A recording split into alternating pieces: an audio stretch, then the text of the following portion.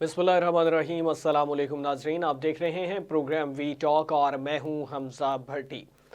नाज़रीन, वज़ीर ख़जाना पाकिस्तान मोहम्मद औरंगज़ेब साहब ने गुफ्तगू की। उन्होंने कहा कि इदारों की निजकारी होगी और सबसे पहले PIA की निजकारी होगी। और दूसरी जानिब हुकूमत का जो है, उन्होंने कहा कि बिज़नेस चलाना काम नहीं होता, पॉलिसी बनाना हुकूमत का काम होता है। निजी शोबे आगे आकर जो है वो इदारे संभालें, इदारों को चलाएं, उन्होंने ये कहा है। और दूसरी जानिब 1 जुलाई से जो है बिजली मज़ीद महंगी हो जाएगी। IMF को जो है वो यकीन दहानी करवा दी गई है। फ़िलहाल रिटेलर्स जो हैं उन पे टैक्स से गुरेज की जाएगी। दूसरी जानिब बैरिस्टर गौहर खान जो हैं पाकिस्तान तहरीक इंसाफ के रहनुमा चेयरमैन, उन्होंने कहा कि सुन्नी इत्तेहाद काउंसिल के साथ इत्तेहाद का जो फैसला था वो उस पे कायम है, वो दुरुस्त फैसला था उस वक्त के मुताबिक। लेकिन उसी के साथ साथ बैरिस्टर अली ज़फ़र साहब ये कह रहे हैं कि सुन्नी इत्तेहाद काउंसिल के साथ इत्तेहाद का फैसला सही नहीं था, वो गलत फैसला था। और इसमें ये तजाद पैदा हो रहा है पाकिस्तान तहरीक इंसाफ के रहनुमाओं में, आपस में ये आपसी तजाद जो है वो सामने आ रहा है, जिसमें शेर अफजल मरवत साहब भी हैं और दीगर भी इसमें सीनियर क़यादत जो है वो मौजूद है। और इसी के साथ दूसरा ये है कि उसमें पाकिस्तान तहरीक इंसाफ की जानिब से ये कहा गया है कि IMF को जो ख़त लिखा उसमें कर्ज रोकने का नहीं लिखा था। उसमें उन्होंने कहा कि जो NFC में सूबाई कम हिस्सा हुआ है वो नहीं हो सकता। ये वज़ीर आला सिंध मुराद अली शाह की जानिब से कहा गया है। उन्होंने कहा कि ये जो NFC है उसमें सूबाई हिस्सा जो है वो कम नहीं हो सकता। और NFC 18वीं तरमीम से कबल ये जो है वो बनी थी। और इसमें दूसरी जानिब पाकिस्तान तहरीक इंसाफ और सुन्नी इत्तेहाद काउंसिल का जो मखसूस नशिस्तों के हवाले से मामला था, उसमें पाकिस्तान तहरीक इंसाफ की जानिब से ये कहा गया है कि हम पेशावर हाई कोर्ट के फैसले को इस्लामाबाद हाई कोर्ट में चैलेंज करने जा रहे हैं।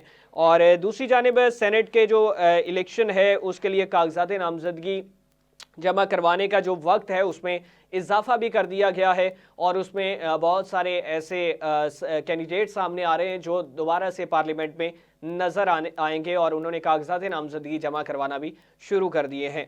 तो ये तमाम तर तफसीलात हैं। इस पे हमारे साथ एक्सपर्ट पैनल हमारा मौजूद है, जिस पे रज़ा सैयद साहब हैं, वारिस रज़ा साहब हैं, सफ़ीना खान साहबा हैं। रज़ा सैयद साहब, आपसे आगाज़ करना चाहूँगा। ये मोहम्मद औरंगज़ेब साहब का बयान एक सामने आया जिसमें उन्होंने कहा कि इदारों की निजकारी होगी, सबसे पहले PIA की निजकारी होगी और हुकूमत का काम बिजनेस चलाना नहीं होता, पॉलिसी बनाना होता है और निजी शोबा आगे आए और आकर इदारों को चलाए। तो सर, क्या समझते हैं, इस पे क्या नुक्ता नज़र होगा, इसमें किस तरह से पेशरफ जो है वो सामने आएगी? हमजा, आपकी आवाज ब्रेक हो गई, मैं सवाल नहीं सुन सका, अगर आप दोहरा सके मुख्तसर तो।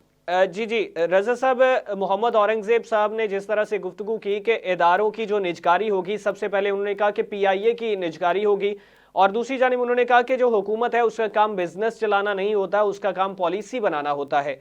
और इसमें निजी शोबे को उन्होंने मदऊ करते हुए कहा कि वो आगे आएँ और आके इदारों को चलाएं। तो क्या समझते हैं, इसमें किस तरह से पेशरफ्त आप देख रहे हैं? जी देखिए, मोहम्मद औरंगजेब साहब जो हैं वो बैनुल अक़वामी श्योरिटी याफ्ता बैंकर हैं और पाकिस्तान के जो टॉप के बैंकों के सरबराहान हैं उसमें उनका शुमार रहा है। अच्छा, बैंकों की सरबराही करने वाले जो अफराद हैं, अगर उनके आप पोर्टफोलियो को देखें तो वो आम तौर से सेल्स के लोग भी होते हैं, वो आम तौर से फाइनेंस के लोग भी होते हैं, इकोनॉमिस्ट नहीं होते। बैंक की सरबराह या बैंक की एग्जीक्यूटिव पोजीशन पर आमतौर से इकोनॉमिस्ट लोग नहीं होते। तो अब इनको इकोनॉमिस्ट ना होने के बावजूद अगर वजारत खजाना और इकोनॉमिक अफेयर डिवीजन का पोर्टफोलियो दिया गया है तो उसकी जो वजह समझ में आती है वो ये है कि ये अपने तजर्बे की बुनियाद पर एक बहुत ही इफेक्टिव किस्म के इम्प्लीमेंटर हैं, इम्प्लीमेंटेशन के माहिर हैं। इसका मतलब क्या है? इम्प्लीमेंटेशन के माहिर वो होता है कि जो एक पॉलिसी के ऊपर अमल दरामद करवाता है बहुत ही चाबुकदस्ती के साथ और बहुत मुस्तैदी के साथ और बहुत ही बिला रियायत अमल दरामद कराने का जो तजर्बा है वो इम्प्लीमेंटेशन का एक्सपीरियंस होता है। तो इनके पास जो इम्प्लीमेंटेशन की एक्सपीरियंस है या जो इनकी कोर स्ट्रेंथ है वो इम्प्लीमेंटेशन है। इसका मतलब ये हुआ कि जो भी पॉलिसी इनको दी जाएगी, अब मुझे नहीं पता कि वो पार्लियामान बना के देगी, काबीना बना के देगी, वजीर आजम हाउस से बन के आएगी या बैनुल अक़वामी जो इदारे हैं ان کی طرف سے کوئی انپٹ ہوگی. لیکن ان کا کام بظاہر مجھے نظر آتا ہے کہ یہ بہت تیزی سے اور بہت افیکٹو انداز سے امپلیمنٹ کروائیں گے ان تمام پالیسیز کو. اور امپلیمنٹیشن میں جو پولیٹیکل لوگ ہوتے ہیں, جو سیاسی جماعتوں کے نون فیسز ہوتے ہیں, ان کو عام طور سے امپلیمنٹیشن میں ناکامی یا رکاوٹ کا سامنا ہوتا ہے اس وقت کہ جب مشکل قسم کے فیصلوں کی امپلیمنٹیشن درکار ہو. ڈار صاحب ایک پولیٹیکل فیس ہیں اور پی ایم ایل این کی کیونکہ مرکزی قیادت کا حصہ سمجھے جاتے ہیں, فیملی کا حصہ سمجھے جاتے ہیں, تو اس لیے ڈار صاحب کے ذریعے سے کسی بھی سخت فیصلے کی امپلیمنٹیشن جو ہے وہ براہ راست نواز شریف صاحب کے خاندان اور ان کی سیاست کے اوپر ایک نیگیٹو مارکنگ کے طور پر اثر انداز ہو سکتی ہے. اب ایک ایسا انڈیویجول کہ جو مارکیٹ سے آیا ہے, جو غیر سیاسی ہے اور جس کو بین الاقوامی مالیاتی اداروں کی طرف سے انڈورسمنٹ بھی حاصل ہے, وہ جب سخت فیصلوں کو امپلیمنٹ کروائے گا تو وہاں شاید اس بات کا کوشن یا امکان رہ جاتا ہے کہ پھر نہ پیپلز پارٹی کو یہ لگے گا کہ ان کی سیاست پر اٹیک ہو رہا ہے اور نہ ہی نون لیگ کو یہ لگے گا کہ ان کی جو پولیٹیکل پوزیشن ہے وہ براہ راست زد میں آ رہی ہے. وہ نجی محفلوں میں یا آف دا ریکارڈ گفتگو میں بہت آسانی سے یہ باتیں کر دیا کریں گے کہ بھئی یہ تو حبیب صاحب جن کے آدمی ہیں ان کے کہنے پہ ہی چل رہے ہیں. حبیب صاحب میں نے نام غلط لے دیا, حبیب بینک سے وہ آئے تھے, تو اورنگزیب صاحب جو ہیں وہ جن کے آدمی ہیں ان کے کہنے پہ چل رہے ہیں, تو ہم کیا کر سکتے ہیں. اس طرح کی نجی محفلوں میں جب گفتگو ہوگی جس کا امکان واضح ہے, تو پھر آپ کے اور ہمارے جیسے جو لوگ ہیں میڈیا والے, وہ پھر اس کو میڈیا میں ایک نیریٹو کی شکل میں لے کے چلے جائیں گے کہ ہاں بھائی ٹھیک ہے, باہر والوں کا آدمی ہے, باہر والوں کی مرضی سے آیا ہے, تو پھر باہر والوں کی پالیسی کو امپلیمنٹ کروا رہا ہے. یہ تو ایک پہلو ہو گیا اس کا تجزیے کا. جہاں تک ان کا یہ کہنا ہے کہ حکومت کا کام بزنس چلانا نہیں ہے, تو یہ بات ایک پوائنٹ آف ویو کے تحت درست ہے, اور وہ پوائنٹ آف ویو جس قسم کی معیشت پاکستان کی ہے, اور جو بھٹو صاحب نے نیشنلائزیشن کی پالیسی امپلیمنٹ کی تھی آج سے 50 سال پہلے, اس کے بعد ہمارے جو پرائیویٹ سیکٹر کے اس وقت کے جتنے بھی پروگریسو قسم کے اور اچھا کاروبار کرنے والے انڈسٹریز تھیں, کاروبار تھے, وہ سب کو بتدریج ایک جمود کا شکار ہوتے چلے گئے, اور سیاسی مداخلتوں کے سبب اور بیوروکریسی کی نااہلیوں کے سبب جو ہے وہ ٹوٹ پھوٹ کا شکار ہو گئے. ان میں سے بہت سارے ادارے تو بند ہو گئے. تو اس حساب سے اگر دیکھا جائے, اس بیک ڈراپ میں اگر دیکھا جائے, تو یہ بات سمجھ میں آتی ہے کہ حکومت کا کام کاروبار چلانا نہیں ہے. حکومت کا کام پالیسی دینا ہے, اور حکومت کا کام ایز آف ڈوئنگ بزنس کی پالیسی دینا ہے. یعنی ایسی پالیسی دینا ہے کہ جس سے کاروباری افراد یا کاروباری اداروں کے لیے کاروبار کرنے میں آسانی ہو, سہولت ہو, اور ریڈ ٹیپزم کا خاتمہ ہو. اب دیکھنا یہ ہوگا کہ محمد اورنگزیب صاحب جو ہیں وہ ایز آف ڈوئنگ بزنس کے حوالے سے کیا کرتے ہیں, اور جو ایک معاشی جمود ہے اس وقت اس کو کس طرح سے موبلائز کرتے ہیں. دیکھیے, رقم یا پیسہ یا سرمایہ تو پاکستان کے اندر ہی موجود ہے نا. لوگوں کے پاس وہ آج سے 8 سال پہلے جو مالدار تھا وہ آج بھی مالدار ہے. یعنی طبقے کی بات کر رہا ہوں, انڈیویجول کی بات نہیں کر رہا. تو وہ ان طبقات کے پاس جو ایکیومولیٹڈ ویلتھ ہے وہ تو آج بھی کسی نہ کسی طور موجود ہے. اس ایکیومولیٹڈ ویلتھ کو موبلائز کرنے کی ضرورت ہے. پیسہ ایک ہاتھ سے دوسرے ہاتھ, ایک جیب سے دوسری جیب جب منتقل ہوتا ہے تو اس سے معیشت کا پہیہ چلتا ہے. اب محمد اورنگزیب صاحب بینکر ہیں, اور بینک جو ہیں وہ, آپ کو یہ بات جان کر شاید حیرت ہوگی کہ بینک جو ہیں وہ کووڈ کے زمانے سے لے کر آج تک کا جو دور ہے, دنیا بھر کے بینک جو ہیں ان کا کاروبار بہت عروج پہ ہے. اس لیے کہ جو معیشتیں ہیں دنیا کے ممالک کی کووڈ کے زمانے سے لے کر آج تک, وہ زیادہ تر جمود کا شکار ہوئی ہیں. اور جب معیشت جمود کا شکار ہوتی ہے تو لوگ اپنے سرمایہ کو پارک کر دیتے ہیں. اور کہاں پارک کرتے ہیں؟ کسی ایسی جگہ پارک کرتے ہیں کہ جہاں سے ان کو بیٹھے بٹھائے ایک معقول معاوضہ اور منافع ملتا رہے اور ان کا پیسہ محفوظ رہے. تو بینکوں کی جو فکس ڈپازٹ ہیں یا بینکوں کی جو ٹرم ڈپازٹس ہیں, ان کے اندر بڑی تیزی سے اضافے ہوئے, دنیا بھر میں ہوئے, پاکستان میں بھی ہوئے. اور یہی وجہ ہے کہ اس وقت پاکستان میں اگر کوئی ایک سیکٹر ہے کہ جو سب سے زیادہ پیسے بنا رہا ہے تو وہ بینکنگ سیکٹر ہے. تو اب بینکنگ سیکٹر سے آپ نے فائنانس منسٹر لگا دیا, مجھے تھوڑا سا کنفلکٹ آف انٹرسٹ کا بھی اس میں شک پیدا ہوتا ہے کہ کیوں کر وہ ایسی پالیسیاں بنانا پسند کریں گے یا امپلیمنٹ کرانا پسند کریں گے کہ جس سے پیسہ بینکوں سے نکل کے کاروباروں میں لگے. کیونکہ اگر پیسہ بینکوں سے نکل کے کاروباروں میں چلا جائے گا تو اس سے بینکوں کا جو پورٹ فولیو ہے وہ آج جتنا پھلا پھولا نظر آ رہا ہے اس سے اس کے اندر کچھ کمی بیشی ہو جائے گی. تو یہ بڑی کنفیوژنز ہیں اس کے اندر. میں یہی کہہ سکتا ہوں, میرا یہی ایک جملہ ہوگا, کنکلوزیو جملہ یہی ہوگا کہ it is a wait and see situation. ہمیں دیکھنا ہوگا کہ محمد اورنگزیب صاحب جو ہیں وہ کس طرح साबित करते हैं कि उनका इंतखाब जो है वो एक दुरुस्त इंतखाब है। और दुरुस्त इंतखाब की जो हमारी डेफिनेशन है वो ये है कि 25 करोड़ पाकिस्तानियों के लिए अमूमी तौर पर आसानी पैदा हो और उनकी ज़िंदगी के जो मसाइल हैं, फाइनेंशियल जो प्रॉब्लम्स हैं, उनको सॉल्व करने और उनको मिटिगेट करने में कोई इम्प्रूवमेंट नज़र आए। मेरे हिसाब से यही वो क्राइटेरिया होगा जिसके ऊपर हम और आप मोहम्मद औरंगजेब साहब और इस हुकूमत की कारकर्दगी को इवेल्युएट करेंगे। बाकी कौन कहाँ से आया है, किसकी हिमायत हासिल रखता है या क्या पस मंज़र है उसका, ये सारी चीज़ें जो है ना ये सेकेंडरी हो जाती हैं। प्राइमरी चीज़ ये होती है कि परफॉर्मेंस क्या दी आपने, आपको जो जिम्मेदारी दी गई थी उसको आपने किस तरह से पूरा किया। पीआईए की जो निष्कारी है, ये मैं आलम नौजवानी से सुन रहा हूँ कि पीआईए की निष्कारी होनी है, और अब मेरे बाल सफ़ेद हो गए, मेरे बच्चे माशाल्लाह जवान हो गए। पीआईए की निष्कारी अभी तक तो नहीं हुई। मुझे नहीं पता कि पीआईए की निष्कारी को कौन रोक रहा है या पीआईए की निष्कारी में क्या रुकावटें हैं, लेकिन न्यूयॉर्क में रूजवेल्ट होटल है जो बताते खुद जिसकी अरबों डॉलर में उसकी कीमत है, तारीखी अहमियत का हामिल एक होटल है वहाँ का, वो पीआईए की मिल्कियत है। और मैं समझता हूँ कि हर हुकूमत जो है वो उसकी जो एक विश लिस्ट होती है वो ये होती है कि जी हमारे दौर में रूजवेल्ट होटल का सौदा हो जाए, क्योंकि ज़ाहिर है जब सौदा होता है तो बेचने वाले और ख़रीदने वालों के दरमियान जो है वो तोहफे ताइफ के तबादले भी होते हैं, जिसको आम अल्फाज में आप कुछ और भी कह लेते हैं।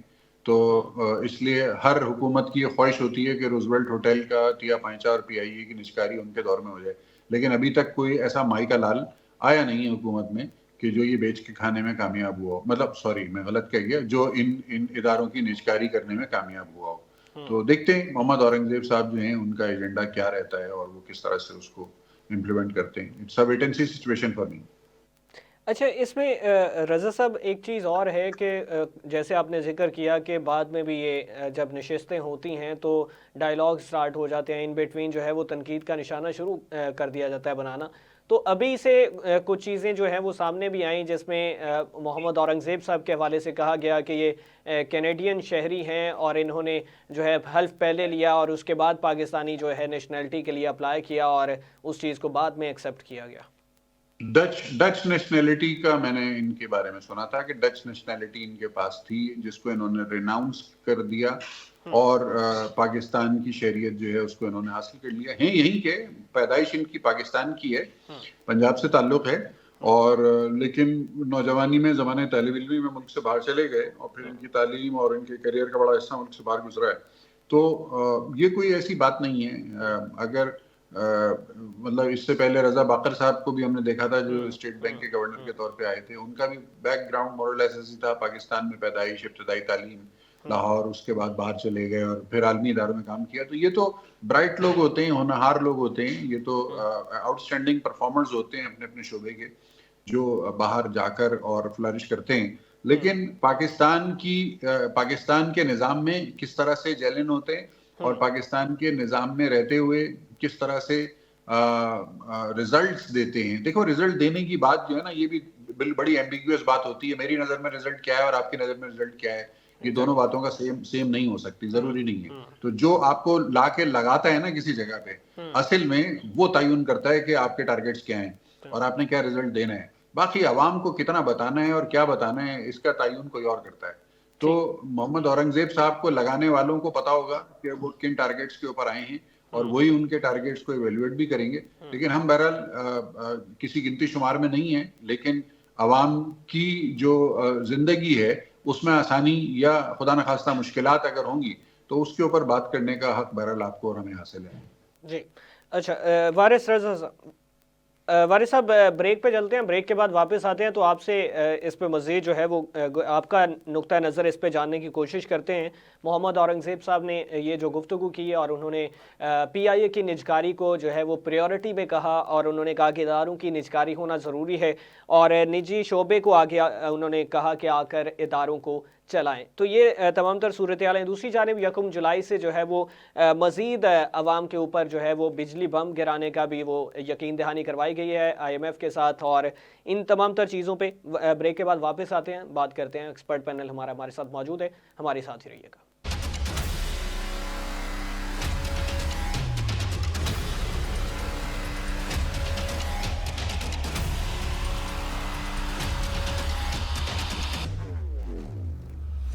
वेलकम बैक नाज़रीन। जिस तरह से बात हो रही थी मोहम्मद औरंगज़ेब जो वज़ीर ख़जाना पाकिस्तान है उनके हवाले से, और उन्होंने गुफ्तगू की जिस हवाले से निजकारी के हवाले से इदारों की और इसमें पॉलिसीज़ के हवाले से गुफ्तगू की गई। वारिस रज़ा साहब से जानना चाहूँगा, वारिस साहब आपका नुक्ता नज़र क्या होगा? जैसे रज़ा सैयद साहब ने कहा कि ये तमाम तर चीज़ें जो हैं ये माजी से कई सालों से सुनते आ रहे हैं कि PIA की निजकारी होगी, मगर इस पे अभी तक तो अमल दरामद नहीं हो सका। लेकिन नए वज़ीर ख़जाना हैं मोहम्मद औरंगज़ेब साहब हैं, डेब्यू कर रहे हैं वज़ीर ख़जाना पे पाकिस्तान के लिए, तो क्या समझते हैं कि कहाँ तक वो है सेटिस्फेक्शन दे पाएंगे उनको जो लाए हैं और आवाम को भी जो देखना चाहते हैं? देखिए, इसमें सबसे पहली बात तो ये है कि ये हमारे यहाँ एक बड़ी बदकिस्मती रही है कि नॉर्मली दुनिया में जो है ना इकोनॉमिस्ट जो होते हैं उनको वज़ीर ख़ारजा के तौर पर लाया जाता है ताकि वो पॉलिसीज़ बनाए, और पॉलिसीज़ बना के इम्प्लीमेंट करवाना जो है ना बुनियादी तौर से हुकूमत का काम होता है। तो अब हुकूमतों ने हमारे यहाँ हुकूमतों की नाकामी के बाइस जो है वो अब ये होने लगा है कि हमारे यहाँ मुसलसल बैंकर जो है वो हमारे यहाँ वज़ीर ख़जाना आ रहे हैं, जो कि कोई दुरुस्त बात नहीं है और न ही कोई अच्छी हिकमत नहीं है। तो बैंकर जो होता है वो इकोनॉमिस्ट नहीं होता, और वो इकोनॉमी की पॉलिसीज़ को और उनकी बारीक बीनी को समझने से कासिर होता है। वो इम्प्लीमेंटर तो हो सकता है, यानी एडमिनिस्ट्रेटिवली जो है वो इम्प्लीमेंट करवाने का उसके पास हुनर तो हो सकता है, लेकिन इकोनॉमिकल क्राइसिस किस तरीके से कम होंगे या इकोनॉमिकल क्राइसिस किस तरीके से ख़त्म होंगे, ये वो उसका जज करने में वो ज़रा नाकाम रहता है। तो ये एक नया तजर्बा शुरू किया जा रहा है, नया तो नहीं है, पुराना ही तजर्बा जो है ना दोबारा रिपीट किया जा रहा है। और मैं ये समझता हूँ कि इसमें जो है ना हुकूमत पाकिस्तान जो है ना वो उस तरीके से शायद के नाकाम रहे जैसे कि हम महसूस कर रहे हैं। कामयाबी के इम्कानात इम्प्लीमेंटेशन के फर्द के ज़रिए ज़ोर ज़बरदस्ती के ज़रिए आप करवा तो सकते हैं, लेकिन ज़ोर ज़बरदस्ती इकनॉमी में जो है वो क्या, बल्कि किसी भी चीज़ में ज़ोर ज़बरदस्ती काम आती नहीं। उससे होता क्या है कि आपका सरमाया स्टक हो जाता है, और सरमायादार जो है ना वो अपने मफादात के तहत जो है ना वो फिर अपने मकासद को पूरा करने के लिए जो है ना अपने सरमाए को स्टक करना शुरू कर देता है, जिससे इकोनॉमिकल डिबेकल शुरू हो जाता है। तो उसमें वो इम्प्लीमेंटर जो है ना वो ये तो काम कर सकता है कि वो इम्प्लीमेंट करवाए सख्ती से, लेकिन बात ये है कि वो इम्प्लीमेंट किससे करवाएगा? तो सरमाएदार से करवाएगा, वो टैक्स पेयर से करवाएगा। लेकिन टैक्स पेयर और सरमाएदार अगर उसको एक्नॉलेज नहीं करता, उसकी पॉलिसी को या उसके हुक्म को, तो फिर वो इम्प्लीमेंटर कहाँ जाएगा? ये बहुत अहम सवाल है। एक तो ये बात है। दूसरी बात ये है कि जो उन्होंने PIA की निजकारी का जो इंदिया दिया है, तो इसमें सबसे अहम सवाल ये है कि पाकिस्तान की मुंतखब हुकूमत जो इस वक्त मारिज़ वजूद में आई है, उसका जो पार्टनर है यानी इत्तेहादी, वो है पीपल्स पार्टी जो है ना प्राइवेटाइजेशन के हवाले से एक अरसे से उनके तहफ़्फ़ुज़ात हैं कि वो प्राइवेटाइजेशन नहीं करने देंगे, या प्राइवेटाइजेशन की पॉलिसी को जो है ना वो इम्प्लीमेंट उस तरीके से नहीं होने देंगे जिस तरीके से वो IMF के इशारों पर या IMF के मुतालबे पर करना चाहते हैं। अब देखना यह है कि इसमें पीपल्स पार्टी का बड़ा एक इम्तहान है कि वो बकौल रज़ा साहब के ड्राइंग रूम में बैठकर तो बात कर सकते हैं, लेकिन क्या वो वाज़ेह तौर से इसकी मुखालफत कर सकते हैं या नहीं कर सकते?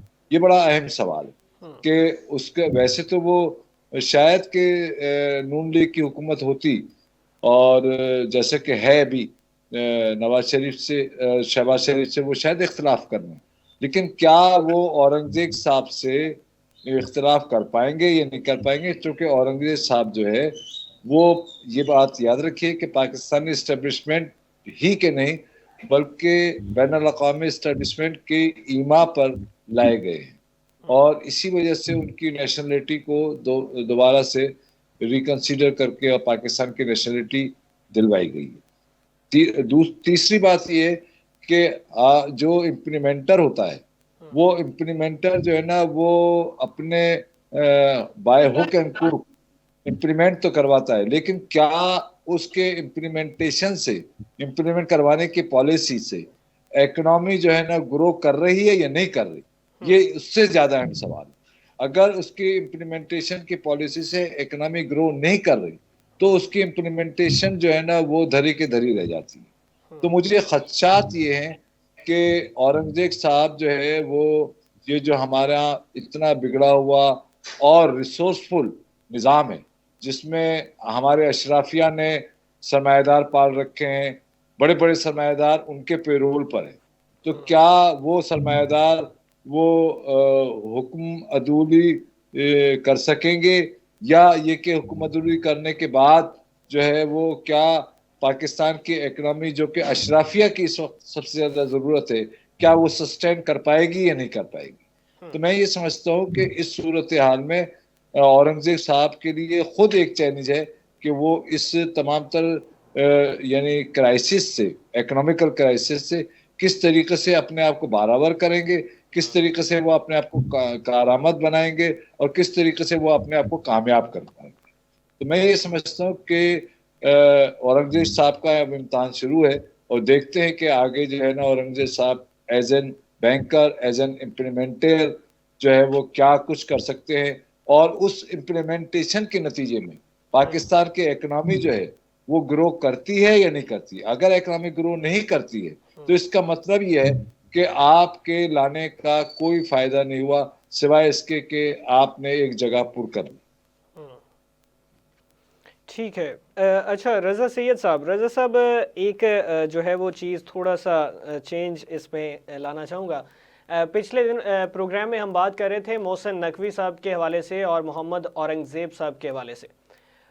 رضا صاحب یہ سیاست میں جس طرح سے جو ہے وہ یہ بانی تحریک انصاف انہوں نے کہا کہ یہ نسل در نسل سیاست کا سسٹم جو ہے وہ اپنے ہی خاندان کو نوازنا، اس کو ختم ہونا چاہیے، لیکن اسی طرح سے پاکستان کے جو اہم عہدے ہیں اس پہ بھی یہ چیز لاگو ہوتی ہوئی دکھائی دے رہی ہے۔ جس طرح سے محسن نقوی صاحب کے حوالے سے بات کی جا رہی تھی کہ یہ کن کے فیورٹ ہیں، کہاں سے آئے ہیں، تو پتہ یہ چلا ہے کہ وہ پاکستان کے سب سے بڑے عہدے جو ہیں ان کے گھرانے سے ان کا تعلق ہے، کزن ہیں، فرسٹ کزن ہیں وہاں سے، اور انہی سے آگے جو ہمارے ہم منصب ایک جرنلسٹ ہیں ان کے بھی اس میں ریلیشن میں ہیں، اور انہی سے آگے اے ایس پی سیر بانو صاحب جو ہیں یہ پچھلے دنوں سے کافی زینت بنی رہی سکرین کا، وہ بھی ان کی بھانجی ہیں محسن نقوی صاحب کی۔ تو یہ قابل اعتماد لوگ اور اپنے پسندیدہ رشتہ داریوں ان کو جاری رکھتے ہیں۔ اچھا دیکھیں، یہ مجھے نہیں پتا، میں اس کی تصدیق نہیں کر سکتا، میرے پاس اوتھینٹک انفارمیشن نہیں ہے کہ کون کس کا رشتہ دار ہے یا کس کا کس سے کیا رشتہ ہے۔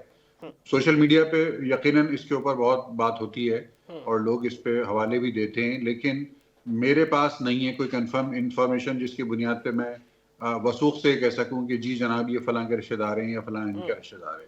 ایک بات، لیکن میں ایک تھوڑی سی عمومی بات کرنا چاہتا ہوں، وہ یہ کہ اس سے قطع نظر اگر ایک دیکھیں، آپ اگر ایک اینکر ہیں اور آپ کے گھر میں اگر کوئی دوسرا فرد، آپ کے بہن بھائیوں میں سے کوئی، آپ کے بھتیجا بھتیجیوں میں سے، یا فار دیٹ میٹر اگر آپ کے بچے ہیں تو آپ کے بچوں میں سے کوئی صحافت میں آنا چاہتا ہے اور اینکر بننا چاہتا ہے، تو کیا اس کا راستہ روکا جائے گا اس وجہ سے کہ حمزہ بھٹی جو ہیں وہ اینکر ہیں، تو حمزہ بھٹی کے گھر سے کوئی دوسرا آدمی اینکر نہیں بن سکتا؟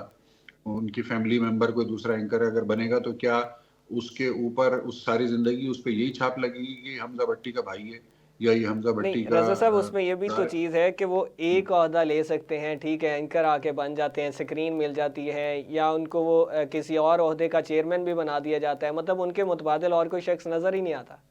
نہیں، وہ تو دیکھیں نا، ان کو چیئرمین پی سی بی بنایا گیا وزارت اعلیٰ کے بعد، پھر اب ان کو وزارت داخلہ مل گئی، تو یہ بات سر یقیناً اس میں یہ ہے نا کہ اگر ایک اینکر ہے یا پروڈیوسر ہے، ایٹ اے ٹائم جو پروڈیوسر ہے وہ اینکر نہیں ہو سکتا، وہ کیوں نہیں ہو اور سکتا؟ اسی طرح سے کیوں اینکر ہے وہ نہیں؟ پروڈیوسر ایٹ اے بھائی ٹائم نہیں ہو سکتا۔ آپ کی میڈیا انڈسٹری کے اندر ایک درجن ایسے نام میں گنوا سکتا ہوں آپ کو کہ جو پروڈیوسر سے اینکر ہو گئے، تو یہ تو کوئی ایسی اچنبے کی بات نہیں ہے۔ پاکستان میں سوائے چند ایک پروفیشنز کے جس میں کہ میڈیکل کا پروفیشن ہے, MBBS آپ کرتے ہیں نا, تو پاکستان میڈیکل کاؤنسل سے آپ کی رجسٹریشن ہوتی ہے, تب آپ کو ایز اے ڈاکٹر پریکٹس کرنے کی لائسنس مل جاتا ہے, اجازت مل جاتی ہے. لیکن پاکستان میں زیادہ تر پیشے ایسے ہیں کہ جن کی نہ تو کوئی پروفیشنل تعلیم ہے, نہ کوئی پروفیشنل باڈیز ہیں, اور نہ ہی کوئی پروفیشنل لائسنس ہیں.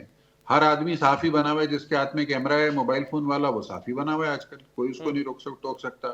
تو اس کی وجہ کیا ہے کہ نہ تو صحافت کی ڈگری لازمی ہے صحافت کے لیے پاکستان میں, نہ کوئی لائسنسنگ لازمی ہے. تو جہاں ایک ایسا ملک کہ جہاں پر پروفیشنز میں اور انسٹیٹیوشنز کے اندر ابھی بہت کام ہونا باقی ہو, وہاں پر آپ کو یہ عام بات نظر آ سکتی ہے کہ کچھ لوگ جو نمایاں مقام پر بیٹھے ہوں یا نمایاں پوزیشنز کے حامل ہوں, وہ ایک کے بعد ایک نمایاں پوزیشنیں لے سکتے ہیں, اور اس کے پیچھے ان کا ٹیلنٹ بھی ہو سکتا ہے, ان کی پبلک ریلیشننگ بھی ہو سکتی ہے, ان کی رشتہ داری بھی ہو سکتی ہے, ان کے تعلقات بھی ہو سکتے ہیں, یہ بالکل ہو سکتا ہے. یعنی یہ میں سمجھتا ہوں کہ یہ جو بات ہے نا, یہ تھوڑی سی سیکنڈری بات ہے. اصل بات یہ ہے کہ جو کام آپ کے ذمہ لگایا گیا, آپ اس کام کو کتنی اچھے طریقے سے انجام دے رہے ہیں, یہ زیادہ اہم بات ہے, بجائے اس کے کہ آپ کس کے بھتیجے ہیں اور یا کون آپ کا بھتیجا ہے. وہ باتیں تھوڑی سی غیر اہم ہیں. لیکن کیونکہ آج کل سوشل میڈیا پہ اور ایون میڈیا کے اوپر بھی لوگوں کے پاس بات کرنے کے لیے موضوع نہیں ہے, تو پھر یہی ہوتا ہے کہ آپ ایک دوسرے کو یعنی جو آپ کو ناپسند ہوتا ہے اس کی آپ رشتہ داریاں بھی ڈھونڈ کے لے کے آ جاتے ہیں, ٹھیک ہے, اس کی شکل صورت پہ بھی تجزیے تبصرے کر سکتے ہیں آپ. رضا صاحب بات یہ ہے کہ جب ڈیبیو کرواتے ہیں ہم, یہ ریہرسل ایک بنائی ہوئی ہے کہ یہ ریہرسل کا ایک پلیٹ فارم دیا ہوا ہے, ڈیبیو کرواتے ہیں, جب ناکام ہوتے ہیں تو پھر اس ناکام کے خدشے سے پہلے ہم اس چیز کو مد نظر رکھتے ہیں کہ جناب آپ کس کا لا کے ڈیبیو کرواتے ہیں, اور اس کے بعد اس کو سالوں جو ہے وہ منظر عام سے غائب کر دیتے ہیں. طاقتور جو لوگ ہوتے ہیں یا طاقتور پوزیشن پہ جو لوگ ہوتے ہیں پاکستان میں اور دنیا میں ہر جگہ, لیکن ہم پاکستان کی بات کریں, کہ جو طاقتور پوزیشن پہ لوگ ہوتے ہیں ان کو اور ان کے ارد گرد جو سرکل ہوتا ہے نا, وہ ان کو خوش کرنے کے لیے ایسی تجویزیں دیتے ہیں انہیں کہ اگر آپ وہ تجویزیں سن لیں تو آپ کو ہنسی آ جائے گی یا آپ کو رونا آ جائے گا, کیونکہ طاقتور لوگوں کو خوش کر کے جو ان کے ہواری ان کے ارد گرد جو گھوم رہے ہوتے ہیں نا, وہ اپنے مفادات حاصل کر رہے ہوتے ہیں. تو اگر بقول سوشل میڈیا کے کہ محسن نقوی کسی طاقتور شخصیت کے رشتہ دار ہیں, تو اس طاقتور شخصیت کے ارد گرد جو فائدہ لینے والے لوگ ہیں وہی سب سے بڑی وکالت کرتے ہوں گے آ کے محسن نقوی کی کہ سر محسن نقوی صاحب نے تو کیا کام کیا ہے, سر کیا شاندار چوائس تھی آپ کی, سر ان کو تو کنٹینیو کرائیے, سر ان کو تو آپ اس میں لے آئیے, نئے سیٹ اپ میں لے آئیے, ان کو فلانی ذمہ داری دے دیں, ان کو فلاں ذمہ داری. تو یہ سب کچھ پاکستانی معاشرے میں ہوتا ہے, اور ہم سب پاکستانی ہیں, ہم سب اسی معاشرے میں پلے بڑے ہیں اور اسی میں ہم ایگزسٹ کر رہے ہوتے ہیں. تو اس معاشرے کی جو خرابیاں ہیں یا اس معاشرے کی جو کمزوریاں ہیں وہ ہماری کنڈکٹ میں آپ کو ہر جگہ نظر آئے گی. یہ ممکن ہی نہیں ہے کہ آپ رہیں تو پاکستان میں, لیکن آپ بات کریں ہالینڈ کی یا آپ بات کریں سوئٹزرلینڈ کی, ہالینڈ اور سوئٹزرلینڈ کے جو پریکٹسز ہیں وہ وہیں پر ہوتی ہیں. جاپان دنیا کا سب سے زیادہ ڈسپلنڈ ملک ہے, تو اب جاپان کے اندر جو چیزیں نارمل ہیں وہ چیزیں یہاں پر اب نارمل ہیں. تو اگر ہم چاہیں کہ پاکستان کو جاپان جیسا بنا دیں تو اس کے لیے پھر ہمیں ایک پورا راستہ طویل راستہ اختیار کرنا ہوگا. رضا صاحب ٹائم کم ہے یہاں پہ, وارث رضا صاحب, وارث صاحب آپ سے ون لائنر اس پہ ریسپانس لینا چاہوں گا, کیا نقطہ نظر ہوگا آپ کا؟ ٹائم کم ہے, کائنڈلی اس کو وائنڈ اپ کریے گا.